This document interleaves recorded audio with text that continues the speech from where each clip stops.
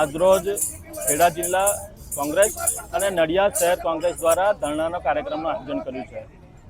વર્તમાન પરિસ્થિતિમાં જે રીતે મોંઘવારીએ માજા મૂકી છે, 2014 પહેલાં યુપીએની સરકાર હતી ત્યારે આ દેશના વડાપ્રધાન જે અત્યારે છે એ મુખ્યમંત્રી હતા અને મુખ્યમંત્રી હતા ત્યારે મોટી મોટી વાતો કરતા હતા અને ખોટી જાહેરાતો કરીને સત્તામાં આવ્યા છે। અચ્છે દિન લાયેગે, અચ્છે દિન લાયેગે। આ છે તમારા અચ્છે દિન।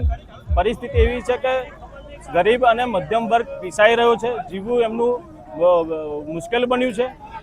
પેટ્રોલના ભાવ હોય, રાંધણ ગેસના ભાવ હોય, જીવન જરૂરિયાત ચીજ વસ્તુઓના ભાવ હોય અને આ ભાવ વધારો એટલો બધો છે કે લોકોની કમર તોડ ભાવ વધારો થઈ રહ્યો છે। નીટની પરીક્ષાનું જે એક્ઝામ છે એના પેપર લીક થઈ રહ્યા છે, અનેક પરીક્ષાઓના પેપર લીક થઈ રહ્યા છે।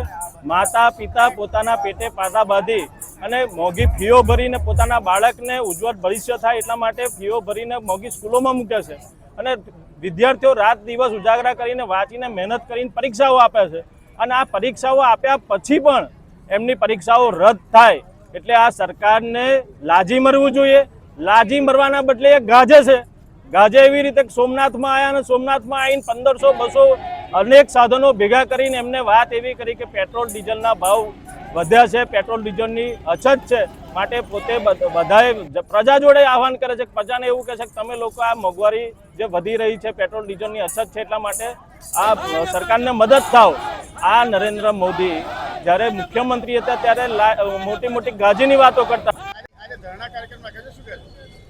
આજે ખેડા જિલ્લા કોંગ્રેસ સમિતિ અને મહિલા કોંગ્રેસ સમિતિ આયોજિત આજે નડિયાદ ખાતે ધરણાનો કાર્યક્રમ રાખવાનો આવ્યો છે ત્યારે આપને હું કહેવા માંગુ છું કે છેલ્લા 30 વર્ષથી ગુજરાતમાં ભાજપની સરકાર છે અને છેલ્લા 12 વર્ષથી કેન્દ્રમાં પણ ભાજપની સરકાર છે ત્યારે આપ જોઈ શકો છો કે કૂદકે ને ભૂસકે આજે મોંઘવારી સતત વધી રહી છે।